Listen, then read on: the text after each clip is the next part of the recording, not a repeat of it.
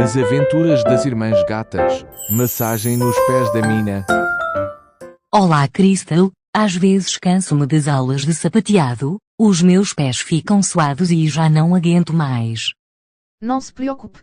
Tire os sapatos de sapateado sem problemas, pois isso proporcionar-lhe uma massagem ideal. Achas que é uma boa ideia, Crystal? Sim, a minha irmã. Oh, tudo bem.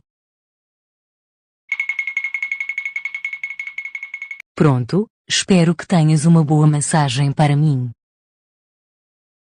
Sim, espero que massages os teus pés, Mina. Ótima massagem, Crystal, obrigada. Fim.